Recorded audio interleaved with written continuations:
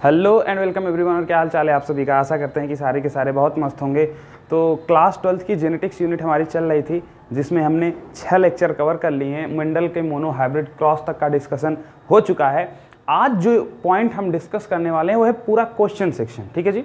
Mendel का mono hybrid cross हमने देख लिया था, लेकिन क्वेश्चंस जो हमको करने थे वो हमने नहीं किया था। और जेनेटिक्स बिना क्वेश्चंस के अधूरी है। ठीक है जी। आप पढ़ तो सारे क्रॉसेस लेंगे, लेकिन अगर आप क्वेश्चन प्रैक्टिस उसके साथ साथ नहीं करते हैं तो आपको क्रॉसेस पढ़ने का कोई मतलब नहीं हो, क्योंकि आपको पता ही नहीं चलेगा कैसे क्वेश्चंस को अटेम्प्ट करना है।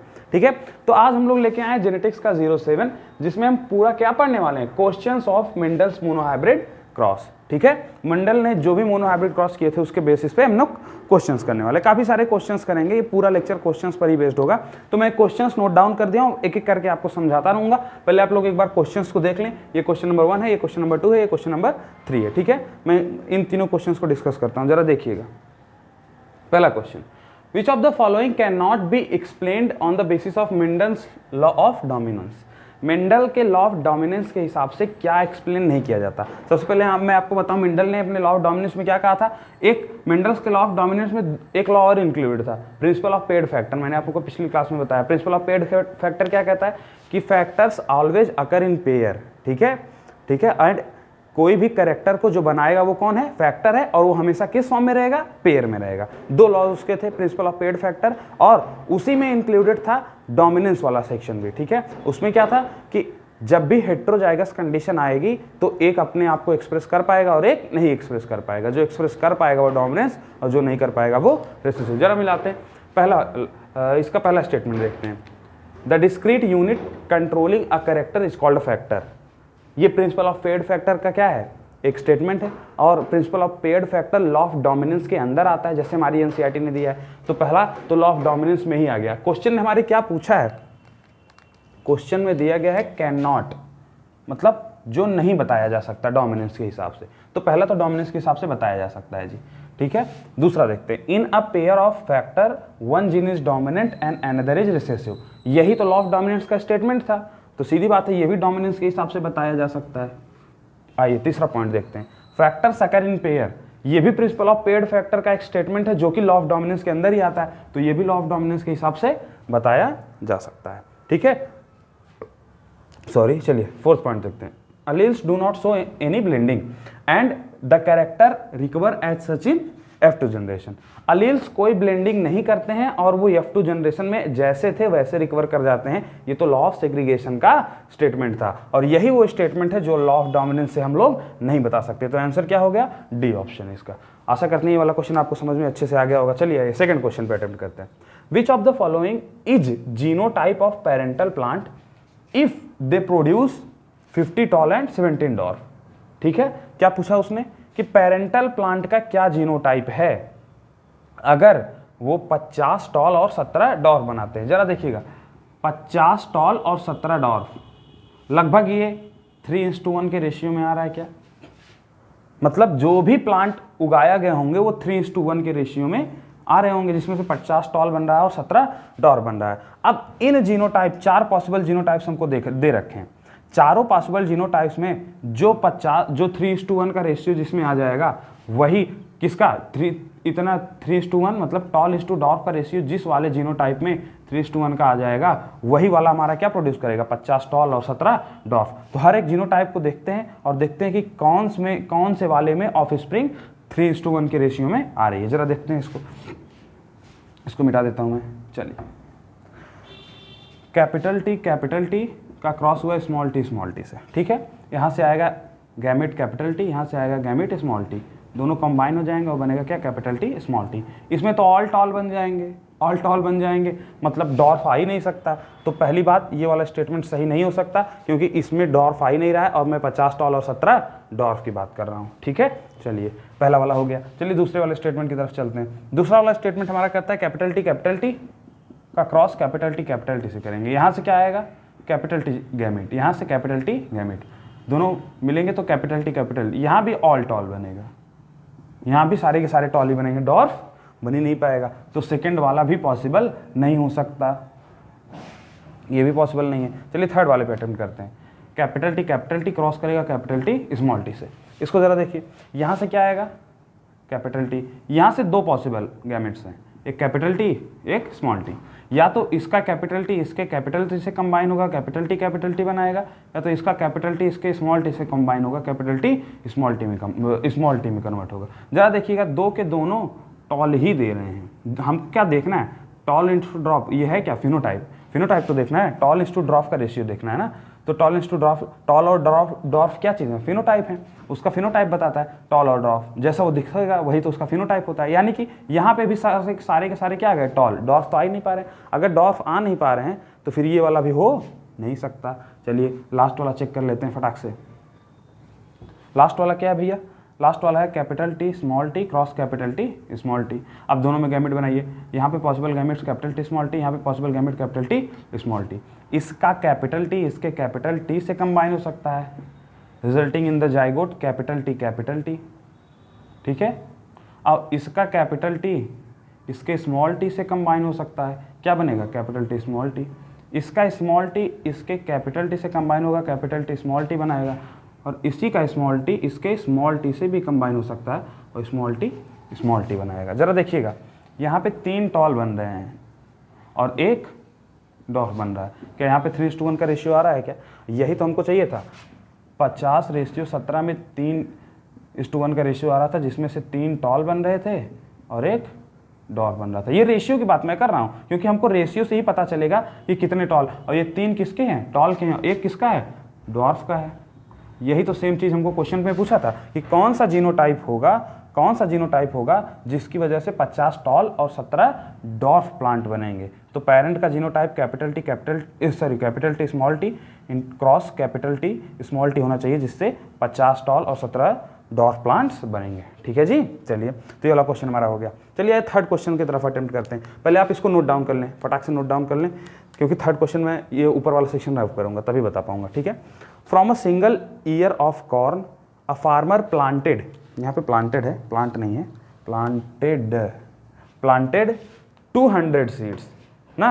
एक ईयर ऑफ कॉर्न थी, कॉर्न की एक ईयर से उसने 200 सीड बोए और ही obtained 140 tall and 50 dwarf plant. देखिए 140 टॉल मिले। देखिए 200 लगाएगा तो पहली बात 200 के 200 उग जाएं, जितने बीज फेंके जाएं उतने ही प्लांट उग जाएं, ये पॉसिबिलिटी भी कम है क्योंकि कुछ ना कुछ उसमें से ग्रो ही नहीं कर पाएंगे। तो 140 जो भी उसने 200 ग्रो किया उसमें से 140 क्या आ गए, टॉल और 50 डॉर्फ। ठीक है, ये हमारा रेशियो आ गया। अब 140 × 50 का अगर आप जनरली करेंगे तो फिर से लगभग कितना रेशियो आ रहा है, 3:1 का। मतलब 3:1 किसका रेशियो है, टॉल इंटू डॉर्फ का। फिर से हमको एक ऐसा जीनोटाइप लाना। अब क्वेश्चन देखते हैं, क्वेश्चन क्या कह रहा है। क्वेश्चन कह रहा है कि जो उसने फार्मर ने उगाए उसमें से 140 प्लांट क्या बन गए, टॉल बन गए और 50 डॉर्फ बन गए।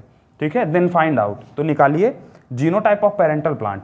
फिर से हमको क्या पूछा है, पेरेंटल टाइप प्लांट का जीनोटाइप। जरा देखिएगा, अभी हमने तो यही निकाला था कि अगर आपको 3:1 का रेशियो लाना है जिसमें से 3 टॉल और एक डॉर्फ होना चाहिए, तो पेरेंट का जीनोटाइप क्या होगा, capital T small T cross capital T small T. तो हम इस वाले को तो डायरेक्ट यहाँ से लिख देंगे कि पेरेंट का जो जीनोटाइप होगा वो क्या होगा, capital T small T cross capital T small T. ठीक है जी।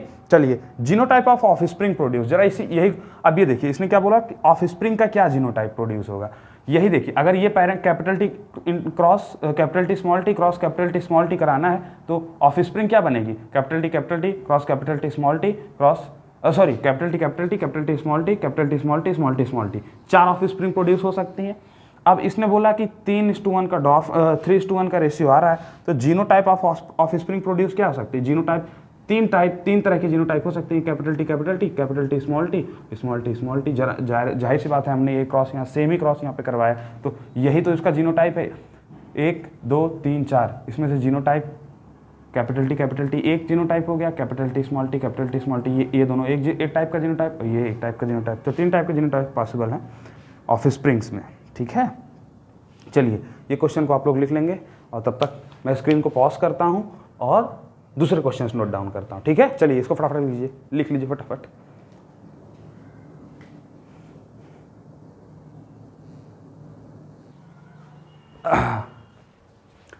चलिए भाई लोग, अब इस क्वेश्चंस को देखते हैं। ठीक है, 3 क्वेश्चंस हमने डिस्कस कर लिया है, अब चौथे, 5वें और 6ठा क्वेश्चंस का डिस्कशन करना है। चलिए चौथा क्वेश्चन पढ़ते हैं। On crossing a red and white flowered plant, ratio of red and white plant in F2 generation is 60:20। ठीक है, देखिए पहली बात, red and white flowered plant, मैंने आपको बताया था red flower dominants over white flower. तो रेड का जो होमोजाइगस पेरेंट होगा वो RR होगा, और व्हाइट का जो होमोजाइगस पेरेंट होगा वो क्या होगा, व्हाइट रेसेसिव है और रेड डोमिनेंट है, तो रेड का RR कैपिटल RR और जो व्हाइट है उसका स्मॉल RR। ठीक है, अब ये क्या कर रहा है, रेड एंड व्हाइट का जब हम क्रॉस करते हैं तो F2 जनरेशन में 60:20 का रेशियो आता है।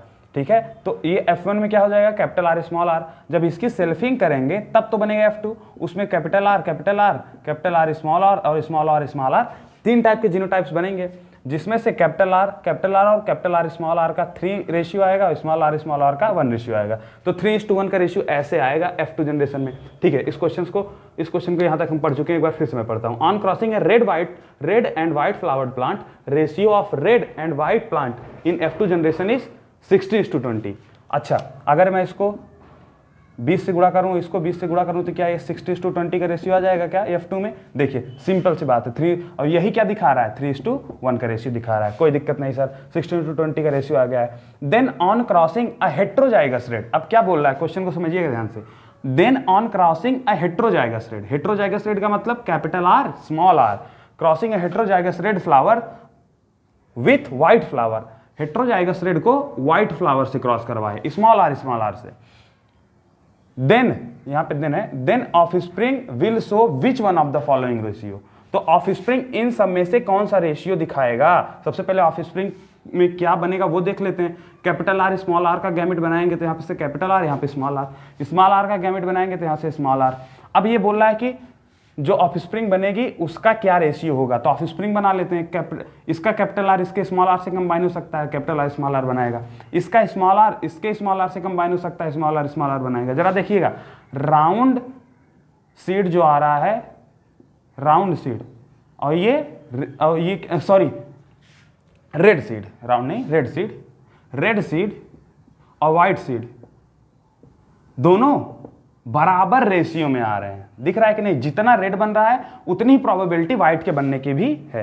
तो जितना रेड फ्लावर्ड प्लांट बनने की प्रोबेबिलिटी उतना ही व्हाइट फ्लावर बनने की प्रोबेबिलिटी। अगर मैं इसके रेशियो की बात करूं तो 1:1 में बन रहा है क्या, red is to white, 1:1 ratio में बन रहा है क्या, रेड इज टू व्हाइट। अब इस रेशियो में जरा ध्यान देके बताइएगा कौन सा 1:1 के रेशियो में आ रहा है। ठीक है, देखिए 76:24 का रेशियो देखेंगे तो 25 या 75, लगभग 3:1 का रेशियो आ रहा है। पहले वाले में कितना रेशियो आ रहा है, 3:1 का रेशियो आ रहा है। दूसरे में देखिए 48:52, लगभग 1:1 के आसपास है। कोई दिक्कत नहीं। 16 चौका 84, लगभग 4:1 के रेशियो में है। 40:60, ये लगभग 1.5 रेशियोज 1, मतलब इसके 1.5 गुना के आसपास है ना ये, तो 1.5 रेशियोज 1। तो आपको क्या चाहिए था, ऑफ स्प्रिंग का रेशियो 1:1 का चाहिए था, वो किस में है, इसमें है। तो करेक्ट ऑप्शन क्या हो जाएगा, 52:48 का हो जाएगा। चलिए जी, सेकंड क्वेश्चन को देखते हैं। In humans blue eyes are recessive to brown eyes, क्या बोल रहा है कि ह्यूमंस में ब्लू आइज क्या है, रेसेसिव है। अगर मैं ब्लू का जीनोटाइप स्मॉल भी लेता हूं तो रेसेसिव क्या हो जाएगा, स्मॉल भी रेसेसिव, और ब्राउन आइज अगर डोमिनेंट है तो ये कैपिटल भी हो जाएगा। ये क्या, जब ये प्योर पेरेंट है होमोजाइगस है तब का मैं बात कर रहा हूं। In humans blue eyes are recessive to brown eyes, ये बात मैं समझ गया। ठीक है जी। If a brown eyed boy, अब डायरेक्ट मैं क्वेश्चन को करता हूं। If a brown eyed boy, मान लेते हैं कोई ब्राउन आइड लड़का है, तो उसमें कैपिटल भी जीनोटाइप होना नेसेसिटी है, उसके पास कैपिटल भी होगा ही होगा। ठीक है, तो if a brown eyed boy have blue eyed mother, अब देखिए इस ब्राउन आई की, अब ये जो ब्राउन आइड बॉय है इसके पास फादर भी होंगे और मदर भी होंगी। अब क्वेश्चन क्या कर रहा है, जो ब्राउन आइड बॉय है इसकी जो मदर है वो ब्लू आइड है, तो मदर ब्लू आइड है और ब्लू आइड कैसी है, रेसेसिव है, तो मदर पक्का स्मॉल भी जीनोटाइप कंटेन कर रही होगी। And blue eyed mother and sister, जरा सोचिएगा इसी लड़के की एक बहन भी है जो कैसी है, ब्लू आइड है। क्वेश्चन को ध्यान से पढ़िए, brown eyed boy have blue eyed mother and sister, तो इसकी मम्मी तो ब्लू आइड है ही, साथ साथ इसकी सिस्टर भी ब्लू आइड है। अगर सिस्टर ब्लू आइड है तो पक्का genotype of sister will be small B. अगर जीनोटाइप सिस्टर का स्मॉल बी है तो वही बाप और वही माँ, जिस माँ का जीनोटाइप स्मॉल बी था उसी माँ से ये लड़की भी बनी है। तो अगर क्वेश्चन में डायरेक्ट दे दिया है कि लड़की का जीनोटाइप ब्लू आइड है, सॉरी फिनोटाइप ब्लू आइड है तो पक्का उसका जीनोटाइप स्मॉल बी होगा। अब माँ का जीनोटाइप हमें पता ही है, तो पक्का पता है कि एक जीन तो इससे आया होगा, मतलब एक स्मॉल बी से आया होगा, तो एक स्मॉल बी तो पिताजी से भी आया होगा। पक्का इसमें इनके पिताजी में एक स्मॉल बी तो होना ही पड़ेगा ताकि वो लड़की ब्लू आइड हो जाए। अभी आप देखिए blue eyed mother and sister, यहां तक हमने कर लिया है। Then what will be the genotype and phenotype of his father. अब उनके पापा का जीनोटाइप और फिनोटाइप क्या होगा। पापा में एक स्मॉल बी पक्का होना ही होना है। यहां पे देखिए इस वाले क्रॉस में, सेम क्रॉस में, इसमें पापा में एक स्मॉल बी होना ही है। अब अगर आप यहां से और जानने का प्रयास करेंगे तो नहीं जान पाएंगे, लेकिन इस वाले में देखिए, लड़के वाले में लड़का कैसा है, ब्राउन आइड है। अगर लड़का ब्राउन आइड है तो पक्का एक कैपिटल बी उसके फादर या मदर से आना नेसेसिटी है। अब माँ में तो एक भी कैपिटल बी है ही नहीं, तो कैपिटल बी पिताजी में होना जरूरी है, कैपिटल बी पिताजी में होना जरूरी है। अब जीनोटाइप किसका पूछ रहा है, पिताजी का पूछ रहा है। पिताजी का जीनोटाइप क्या हो जाएगा, कैपिटल बी स्मॉल बी। तो आंसर हमारा क्या चला जाएगा इसमें, आंसर चला जाएगा जीनोटाइप।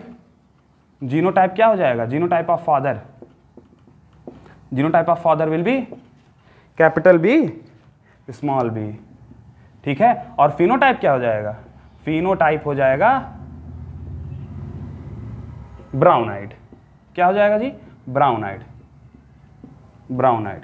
क्यों, क्योंकि कैपिटल बी डोमिनेंट था और वो ब्राउन कलर बनाता था आएगी, ठीक है जी। चलिए ये हमारा हो गया सेकंड क्वेश्चन। अब थर्ड क्वेश्चन को अटेम्प्ट करते हैं और करने का प्रयास करते हैं। अब ब्राउन आइड मैन, एक मैन है जो कि ब्राउन आइड है, ब्राउन आइड डोमिनेंट होता है, तो मैंने उसको ले लिया capital B genotype of brown eyed, ठीक है। कैपिटल बी आ गया किसके पास, मैन के पास। एक आदमी है उसका ब्राउन आइड है, ठीक है। Whose mother was blue eyed. अब इस आदमी की जो मदर है, मदर वो क्या है, ब्लू आइड, तो पक्का स्मॉल बी जीनोटाइप होना नेसेसिटी है, क्योंकि ब्लू तो रेसेसिव कैरेक्टर है, रेसेसिव होमोजाइगस में ही आएगा। तो स्मॉल बी किस में आ गया, मदर में। एंड फादर वाज ब्राउन आइड, और पिताजी क्या है, इसी लड़के के जो पिताजी हैं वो ब्राउन आइड है। ब्राउन आइड है मतलब एक कैपिटल बी जीनोटाइप होना नेसेसिटी है, ठीक है। Marriage with a blue eyed man, blue eyed women. अब ये जो आदमी है ब्राउन आइड, ये एक औरत से शादी करता है जिसकी आंखें कैसी हैं, ब्लू हैं, नीली हैं। तो नीली आंखें वुमेन से अगर शादी करेगा तो वो क्रॉस करेगा किससे, स्मॉल बी जीनोटाइप से, ठीक है। What will be the probability of blue और brown eyed eyes in their children. अब इनके बच्चे में ब्लू या फिर ब्राउन आई आने की क्या प्रोबेबिलिटी हो सकती है। अब जरा देखिएगा, ब्राउन आइड मैन है, ब्राउन आइड मैन है। अब देखिए पापा से एक, अगर ये ब्राउन आइड है तो पापा से एक बी, इसका पापा से बी आना नेसेसिटी था, क्योंकि कैपिटल बी अगर इसके फादर से नहीं आता तो ये कभी ब्राउन हो ही नहीं पाता, ठीक है। एक कैपिटल बी पिताजी से आ गया, तो एक स्मॉल बी भी तो आएगा मदर से। तो जरा फादर का जीनोटाइप निकालिएगा, तो ये जो ऑफस्प्रिंग में जो आदमी था इसका जीनोटाइप क्या हो गया, कैपिटल बी स्मॉल बी। अब ये शादी किससे कर रहा है, ब्लू आइड वुमेन से। ब्लू आइड वुमेन का जीनोटाइप स्मॉल बी। हमको क्वेश्चन में पूछ रहा है कि जो ऑफस्प्रिंग बनेंगे, जो बच्चे बनेंगे, उनका जीनोटाइप क्या होगा। तो सबसे पहले इनके गैमेट्स बनाते हैं, कैपिटल बी स्मॉल बी, और इसका गैमेट बनाते हैं स्मॉल बी। अब इनका ऑफस्प्रिंग का चांसेस देखते हैं। इसका जो आदमी था उसका कैपिटल बी वुमेन के स्मॉल बी से क्रॉस होकर कैपिटल बी स्मॉल बी बनाएगा। जो आदमी का स्मॉल बी था ये क्रॉस करके वुमेन के स्मॉल बी से क्या बनाएगा, स्मॉल बी बनाएगा। जरा देखिए इसके दो बच्चे बन रहे हैं, दो बच्चे में से चांसेस क्या हैं, एक ब्राउन आइड बन जाए और एक ब्लू आइड बन जाए, ठीक है। तो दोनों के अगर जीनोटाइप की बात करेंगे तो अगर देखिए क्वेश्चन पूछा क्या, प्रोबेबिलिटी ऑफ ब्लू और ब्राउन आइज। ब्लू और ब्राउन पूछा है तो मतलब फिनोटाइप जानने का प्रयास कर रहा है। तो प्रोबेबिलिटी है कि जितना ब्लू आइड बच्चा बनने का चांसेस है उतना ही ब्राउन आइड बच्चे के भी बनने की चांसेस है। तो प्रोबेबिलिटी पूछ रहा है तो हाफ चांसेस हैं ब्लू आइड के और हाफ चांसेस हैं, सॉरी हाफ ब्राउन आइड के और हाफ ब्लू आइज के। कोई दिक्कत। चलिए अब मैं स्क्रीन को पॉज करता हूं, कुछ क्वेश्चंस और लिखता हूं, उसके बाद आपको करवाता हूं। तब तक इसको नोट डाउन कर लीजिएगा और समझते रहिएगा। चलिए ये दो क्वेश्चंस और हैं, हम इनको भी देखते हैं। 6 क्वेश्चंस हमने कर लिए, 7वां देखते हैं। In humans gene of right handedness is dominant over left handedness. तो सबसे पहले मैं मान लेता हूं कि राइट हैंडेडनेस का जीनोटाइप है वो है कैपिटल आर, और लेफ्ट का जो जीनोटाइप है वो स्मॉल आर। अब ये बोल रहा है कि राइट हैंडेड डोमिनेंस है, तो इसके पास अगर कैपिटल आर होगा तब भी राइट हैंडेड आएगा, और कैपिटल आर स्मॉल आर आएगा तब भी राइट हैंडेड ही आएगा। लेकिन लेफ्ट हैंडेड आने के लिए एक ही चांस है, स्मॉल आर आना चाहिए। अब देखिए in humans gene of right handedness is dominant over left handed, ठीक है।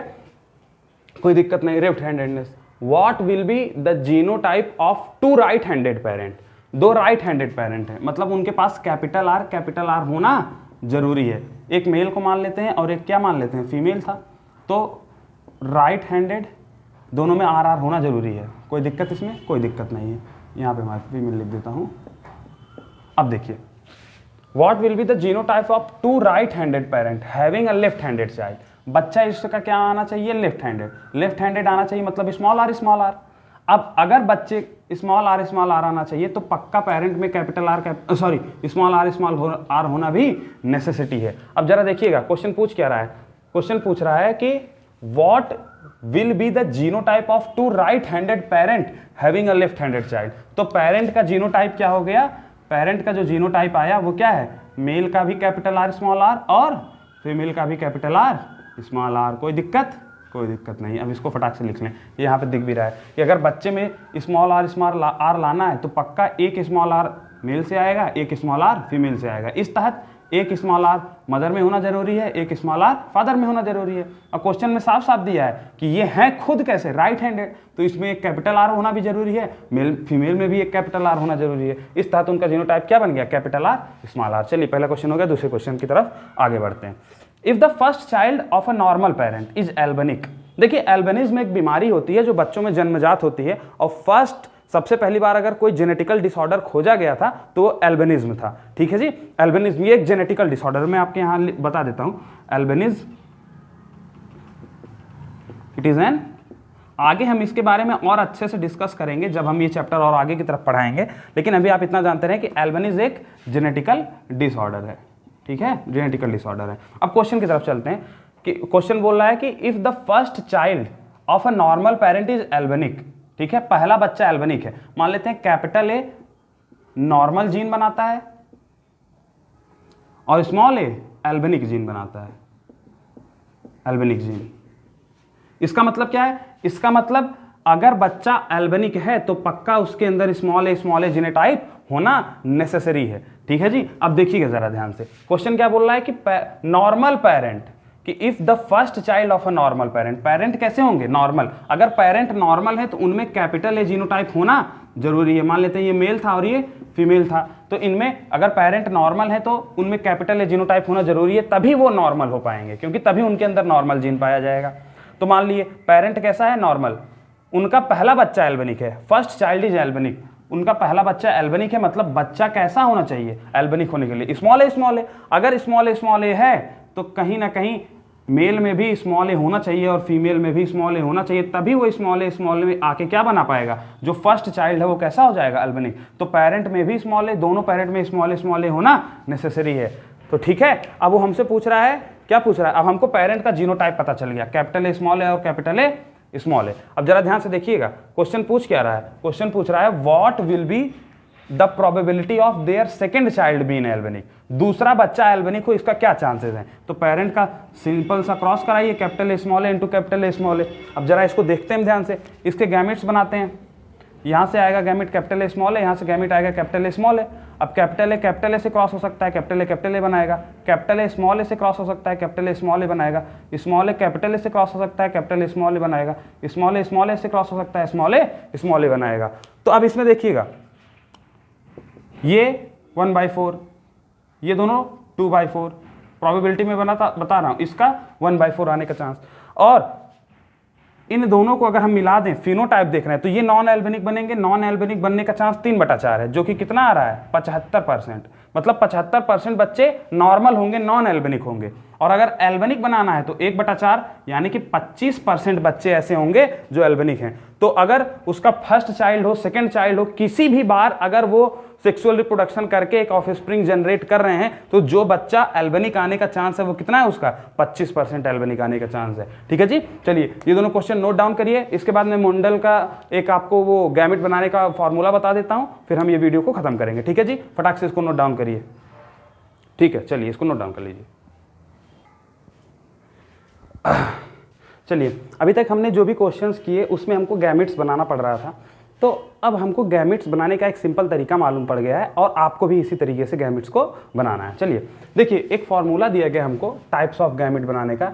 Types of gamete is equal to 2 to the power n, ठीक है, 2 to the power n। जो भी आपको अभी क्वेश्चंस दिए जाएंगे उसमें कैसे अप्लाई करना है मैं आपको ये बता दूंगा, लेकिन आपको ये जानना है कि उसमें गैमेट्स का टाइप बनाने के लिए आपको क्या करना पड़ेगा, 2 to the power n, मतलब कितने टाइप के गैमेट बनेंगे उसके लिए आपको 2 to the power n कर देना है, जिसमें n क्या बताता है, n बताता है नंबर ऑफ हेट्रोजाइगस कंडीशन, मतलब कोई भी अगर आपको जीनोटाइप दिया है उसमें कितनी हेट्रोजाइगस कंडीशन है वही n हो जाएगा, और 2 to the power अगर n कर देते हैं तो आपको कितना गैमेट बनेगा उससे वो पता चल जाएगा।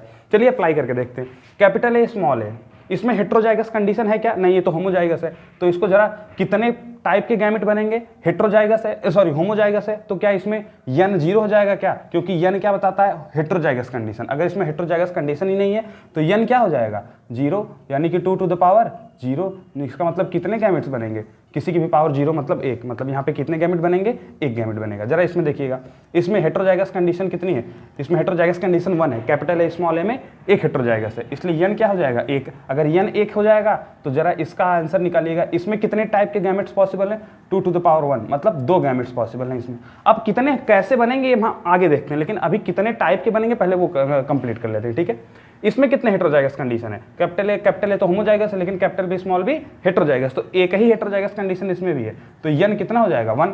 और अगर कितने टाइप के गैमेट बनेंगे उसके लिए 2 to the power n, मतलब 2 गैमेट्स यहाँ भी बनेंगे। इसमें देखिए, इसमें कितने हेट्रोजाइगस कंडीशन है, 1 और 2, कैपिटल ए स्मॉल ए में 1 और इसमें भी 1, यानी कि n क्या हो जाएगा 2। अगर n 2 हो जाएगा तो कितनी टाइप के गैमेट्स पॉसिबल है उसके लिए 2 to the power 2, यानी कि यहाँ पे टोटल 4 तरह के गैमेट्स बनेंगे। इसमें आते हैं, इसमें कितने हेट्रोजाइगस कंडीशन है, इसमें capital A, capital B small से, यहाँ पे जरा देखिए एक ही हेट्रोजाइगस कंडीशन दिखने को मिल रही है, यानी कि n क्या हो जाएगा, n हो जाएगा 1। अगर n 1 हो गया तो कितने टाइप के गैमेट्स बनेंगे, 2 to the power n, यानी कि 2 टाइप के गैमेट्स यहाँ भी बनने पॉसिबल हैं। इस वाले क्वेश्चन में जरा देखिएगा, इसमें देखिए capital A, capital B small B, capital C small B, 2 heterozygous conditions देखने को मिल रही है, तो n क्या हो जाएगा 2। अगर n 2 हो जाएगा तो कितने टाइप के गैमेट्स बनेंगे, 2 to the power 2, यानी कि 4 तरह के गैमेट्स यहाँ भी बनना पॉसिबल है। अगले क्वेश्चन को देखते हैं, capital A small A, capital B small B, capital C small C, एक हेट्रोजाइगस कंडीशन यहाँ, एक यहाँ और एक यहाँ, तो n क्या हो गया, n हो गया 3। अगर n 3 हो गया तो कितने टाइप के गैमेट्स बनेंगे उसके लिए 2 to the power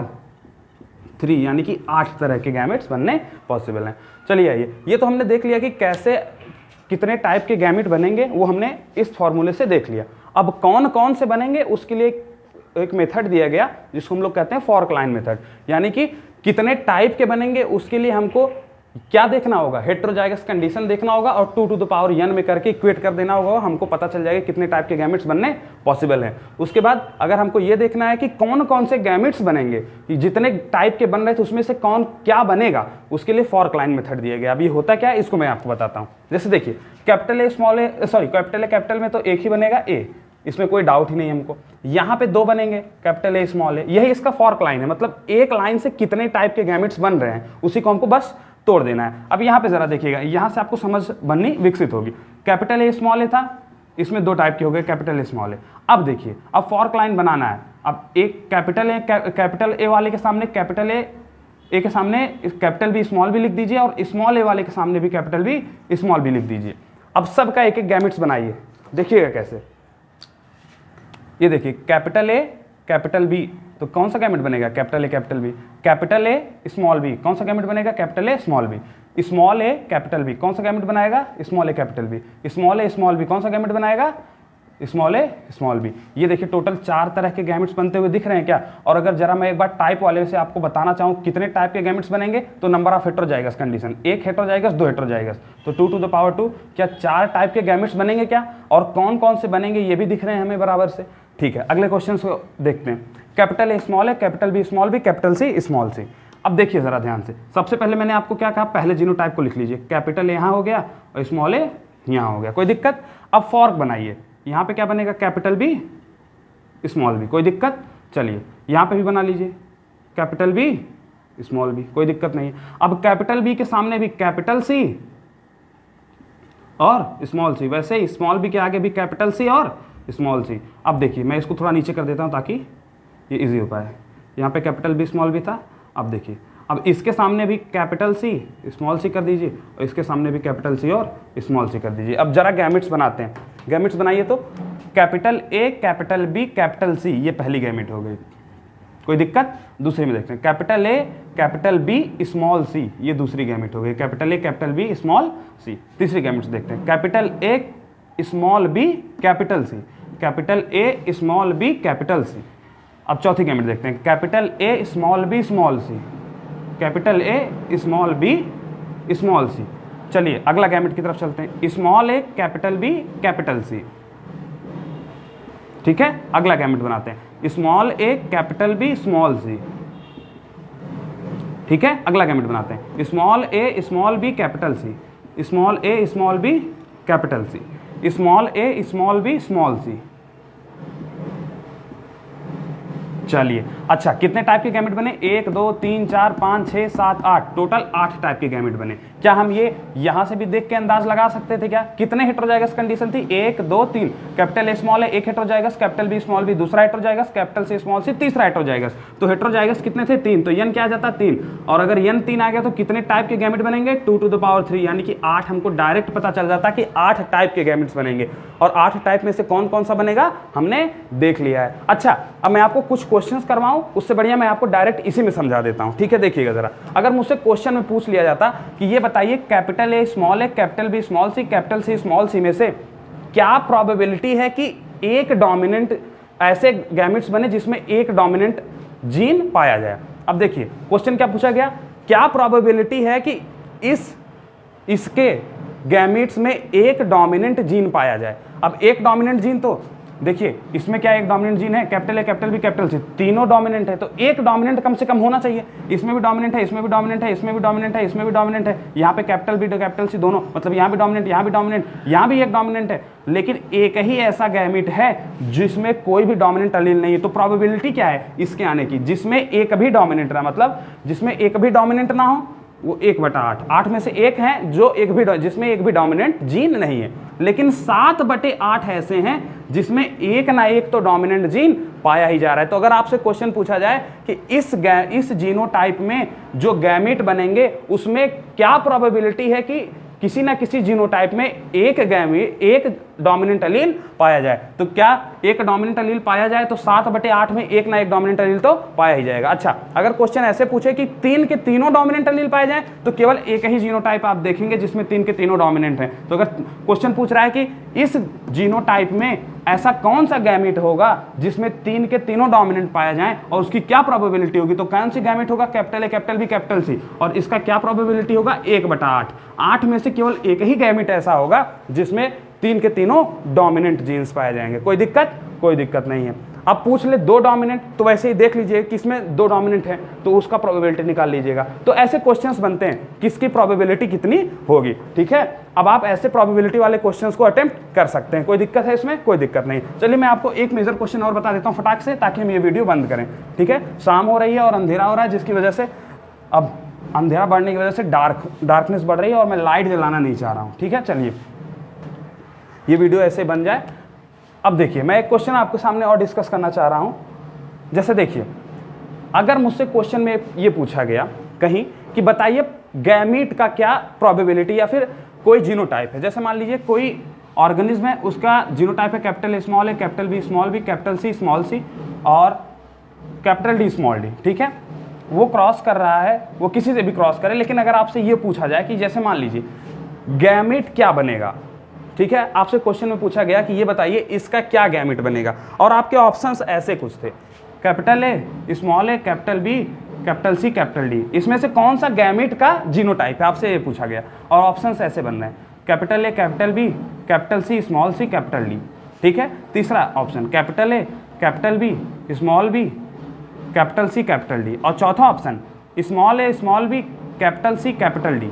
अब जरा बताइए गैमेट का जीनोटाइप पूछा है कि इस अगर कोई ऐसा जीनोटाइप है किसी ऑर्गेनिज्म का तो उसके गैमेट्स का जीनोटाइप क्या हो सकता है। तो अगर गैमेट्स का जीनोटाइप पूछा है तो जरा एक बात बताइएगा, किसी भी ऑर्गेनिज्म से जो गैमेट बनता है, ऑर्गेनिज्म डिप्लॉयड होता है, लेकिन उससे जो गैमेट्स बनते हैं, गैमेट्स वो कैसे होते हैं, वो हेप्लॉइड होते हैं। वो कैसे होते हैं, हेप्लॉइड, यानी कि गैमेट्स हेप्लॉइड होंगे। अगर गैमेट्स हेप्लॉइड होंगे तो कोई भी जीनोटाइप होगा वो एक ही बार आ सकता है। जीनोटाइप किसमें, जैसे यहाँ पे देखिए कैपिटल ए स्मॉल ए 2 बार आ गया, इसका मतलब एक जीनोटाइप एक ही बार आएगा तभी तो हेप्लॉइड हो सकता है। तो ए जो है वो 2 बार आ गया, तो मतलब ये गैमेट कभी भी नहीं बना सकता। इसमें देखिए capital A, capital B, capital C, small C, C 2 बार आ गया, तो ये भी गैमेट नहीं बन सकता। Capital A, capital B, small B, capital C, capital D, यहाँ पे देखिए बी 2 बार आ गया, तो क्या ये गैमेट बनाएगा? क्या बिल्कुल नहीं बना पाएगा। इसका मतलब ये वाला जीनोटाइप भी पॉसिबल नहीं है। यहाँ पे देखिए capital small A, small B, capital C, capital D, सारे के सारे जीनोटाइप्स एक बार आ रहे हैं, इसका मतलब यही वाला गैमेट बनाएगा। तो अगर आपसे ऐसे क्वेश्चंस पूछे जाए तो अटेम्प्ट कर पाएंगे क्या कि आपको जीनोटाइप दे देगा और पूछेगा बताए इसमें से पॉसिबल गैमेट का जो जीनोटाइप है वो कौन सा है, तो आप निकाल लेंगे।